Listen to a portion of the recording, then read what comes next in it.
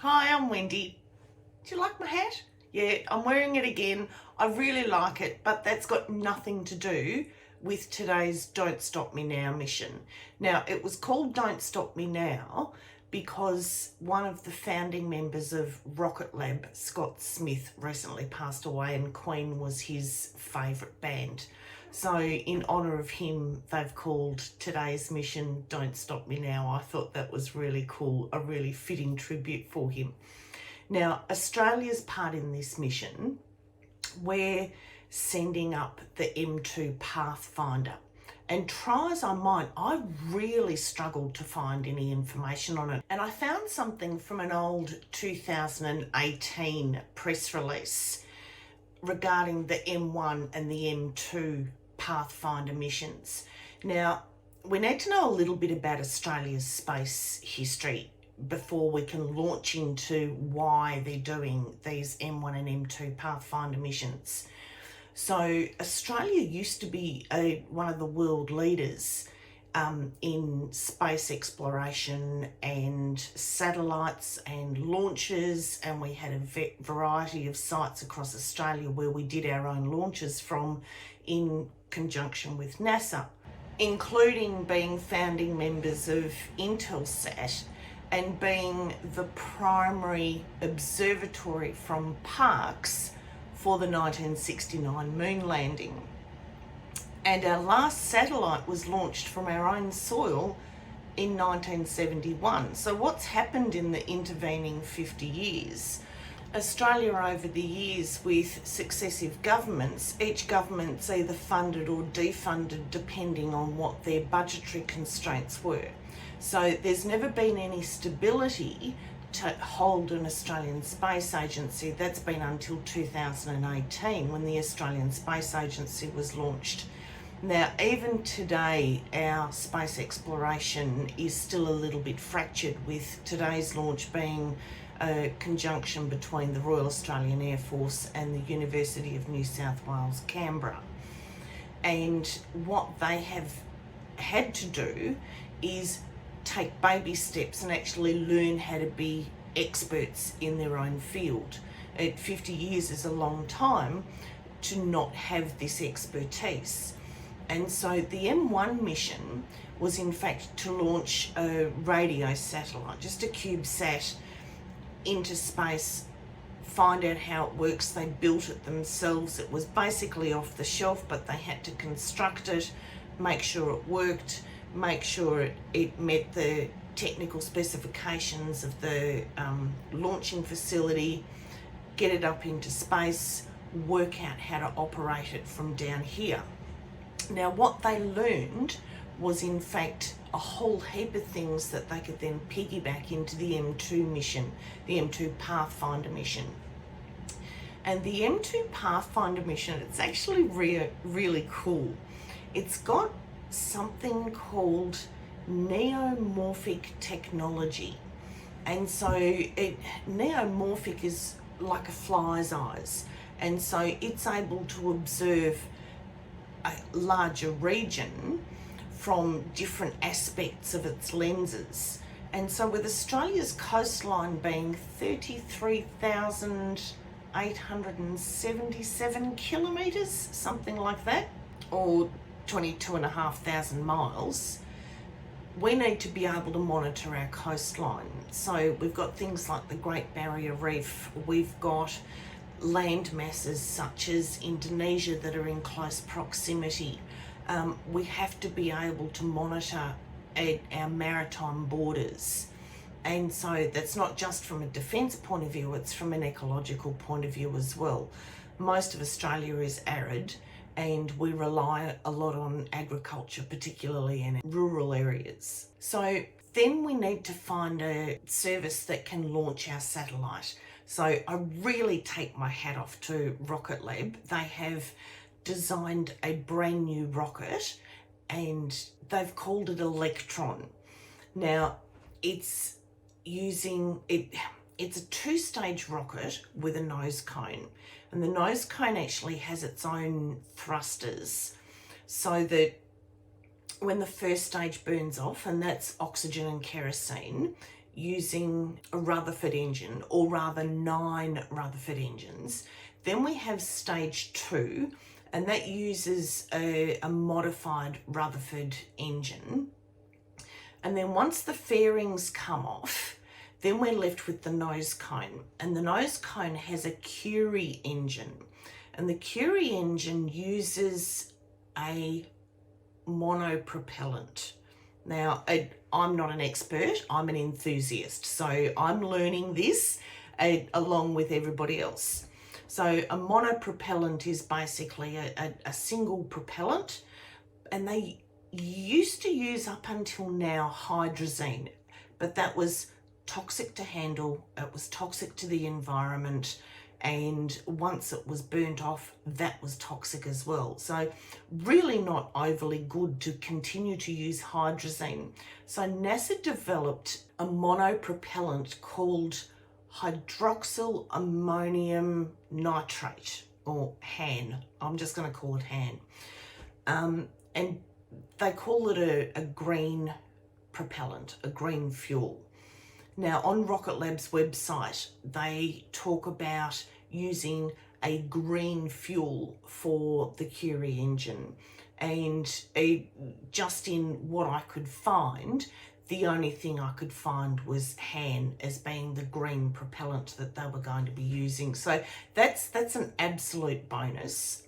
Now, they're launching from New Zealand, and New Zealand has been free of this horrendous virus for a few weeks now, and so life is pretty much back to normal. So it's not surprising that the first launch that we've seen has come from New Zealand.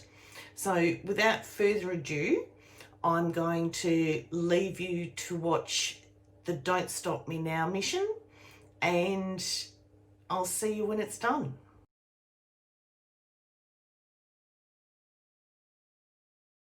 Stage 1, confirm stage 1 tanks pressed. Stage 1 is pressed. Stage 2, confirm stage 2 tanks pressed. Stage 2 is pressed.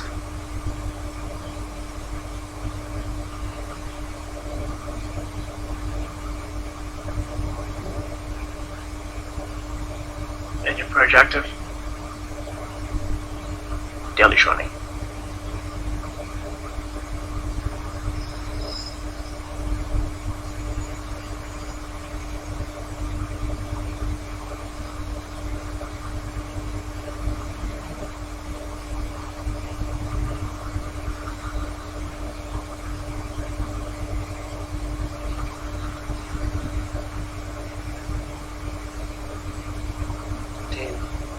Nine, 8, 7, 6, 5, 4, 3, 2, 1.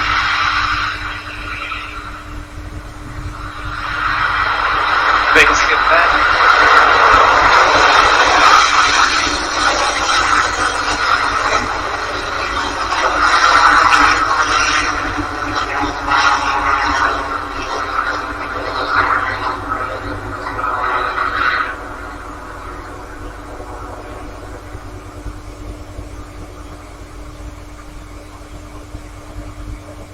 Stage 1 propulsion is nominal.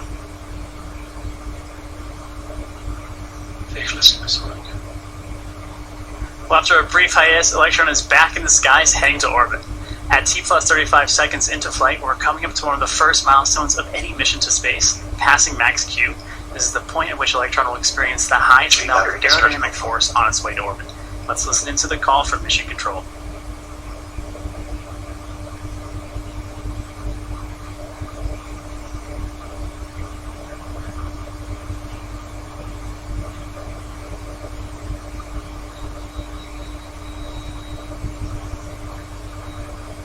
Coming up on maximum dynamic pressure.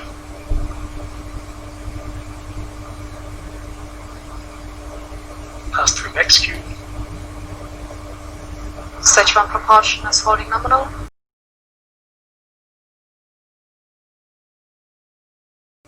Altitude is 50 kilometers. Speed is 1.6 kilometers per second.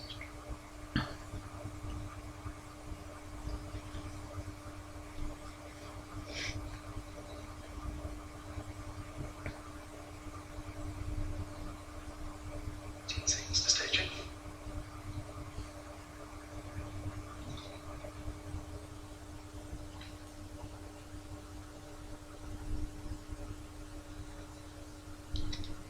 confirmed. Stage 2 ignition confirmed.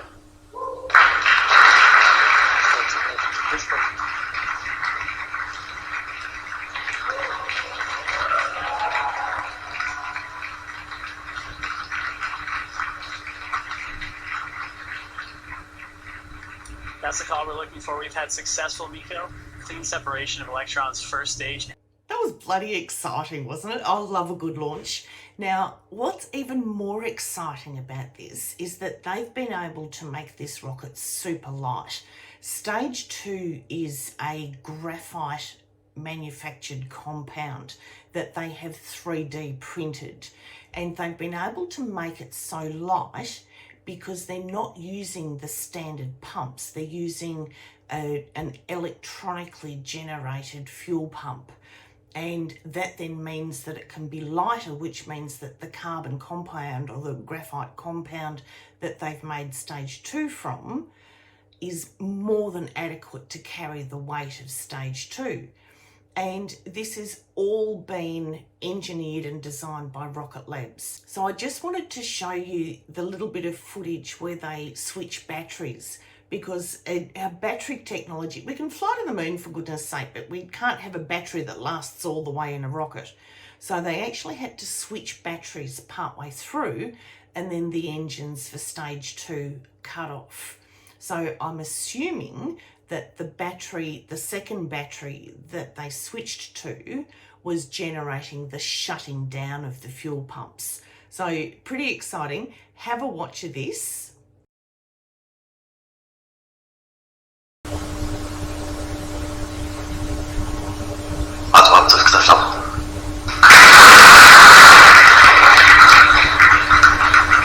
Battery data something there?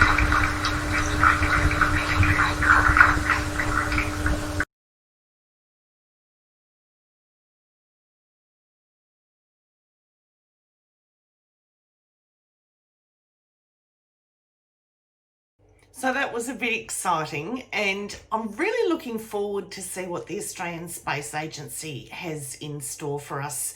We've got a new launch pad in South Australia that's going to be our own launching facility, so we won't have to go overseas to launch our own things up into space.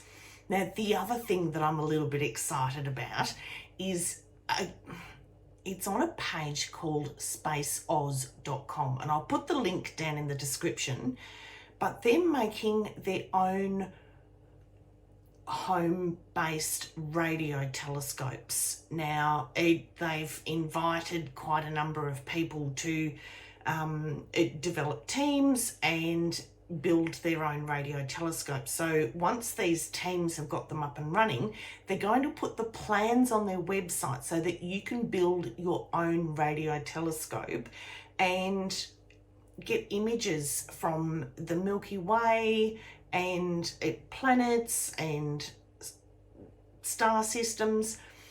So I'll link that in the description. I hope you've enjoyed today's video. Thank you very much, Rocket Labs, for a fantastic launch, and thank you for taking our satellite up into lower Earth orbit. I hope you've enjoyed the video, and I'll see you in the next one. All right, thanks for watching.